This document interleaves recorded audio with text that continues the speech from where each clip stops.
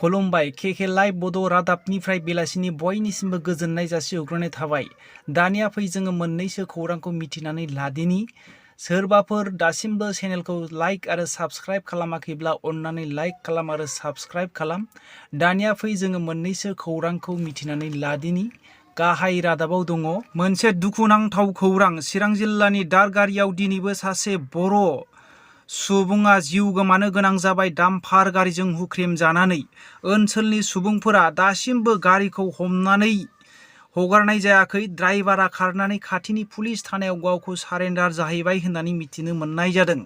ओनसोलनि सुबुंफोरा फोरमायदों डाम्पार गारिफ्रा बेबायदिनो जुमाय लोंनानै निसा जानानै अभार स्पिड सालायनायावहाय ब्रेक फेल जायो आरो बेलेन्स लानो हायियावहाय बेबायदि एक्सटेन्ड खालामबोगासिनो दङ होननानै बिथांमोनहा फोरमायदों। दिनै सानजौफुनि समावहाय United tribal organisation of Assam आफादा दिनै गसाइगाव ओनसोलनि खासियाबारि मार्केटनि मोनसे कमिउनिटि हलावहाय खौरां मेल खुंनानै बिथांमोनहा फोरमायदों।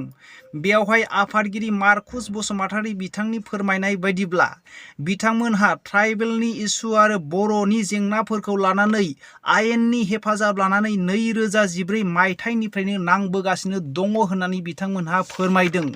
बिदिन्थि हिसाबै बिथाङा फोरमायदों रमेला टपार प्रफेसार दिल्ली इउनिभारसिटिनि बिथाङा बर' हारिखौ बर' हारि नङा होननानै मोनसे बिजाबावहाय इन्डियान एनसियेन्ट हिस्टरियावहाय लिरनानै गालांदोंमोन। बेखौहाय बिथांमोनहा केस होनानै उथायनो हाबाय होननानै बिथांमोनहा फोरमायदों। बियो मोनसे बर' हारिनि थाखाय मोनसे गिथावनामोन बे बिजाबाव लिरनाया होननानै बिथाङा खौरांगिरिफोरनि गेजेरजों फोरमायदों। आरो दिनैहाय बिथांमोननि मेन उद्देश्य लानानै खौरां मेल खुंनाया बेनोदि 40 ट्राइबेल ब्लेन्ड ब्लकआवहाय इलिगेलैहाय गुबुन जातिफ्रा थानानै दङ। बेखौहाय थाबैनो जेन' सरकारा एफेक्सन खालामनानै होस्राङो बेखौनो बिथांमोनहा जेन' गावसिनि आवाजा सरकारनिसिम सौहैयो बे उद्देश्यखौनो लानानै खौरांगिरि मेल खुंनाय जादों होननानै बिथांमोनहा फोरमायदों। दिनै सानजौफुनि समावहाय बिटिआरनि सिएम प्रमद बर' बिथाङा खौरांगिरिफोरनि सिगाङाव बेबायदि फोरमायदों।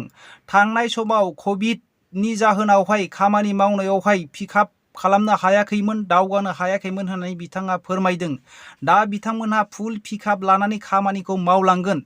थांनाय बिपिएफ सरकारा 3,000 कौटिनिबो बारा दाहार खालामनानै गालांदों। बे दाहारफोरा 50%आनो नंखायजोब होननानै बिथाङा फोरमायदों।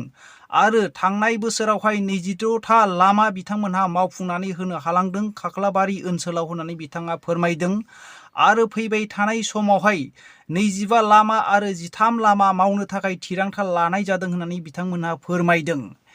बिथांमोनहा राजनितिआव ओरैनो टाइम पास खालामनो फैयाखै। बिथांमोनहा बिटिआर ओनसोलखौ जौगाहोनोसो फैदों होननानै खौरांगिरिफोरनि सिगाङाव बिथाङा फोरमायो। श्रीलंकायावहाय एप्रिलनिफ्राय लानानै दिनैसिम गासै जायगायावबो जेरैथिंयैबो दुखुनि देंखो आरो अरनि उखुन्दै जानानै दङ।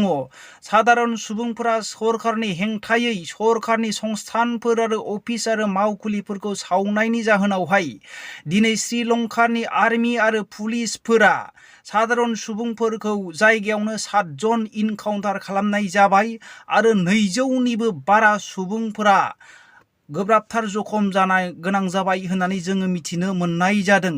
आरो मिथिनो मोननाय बायदिब्ला बिनि पिएमआबो गासै गावनि पर्टफलिय'निफ्राय रिजिगनेसन होबाय होननानै जोङो मिथिनो मोननाय जायो। बेजों लोगोसे दिनैनि रादाबा एसेनोसै। रादाबखौ जोबनायसिम खोनासंनायनि थाखाय बयनिसिमबो रोजा रोजा साबायखर थाबाय। जै बर' हारिनि जै।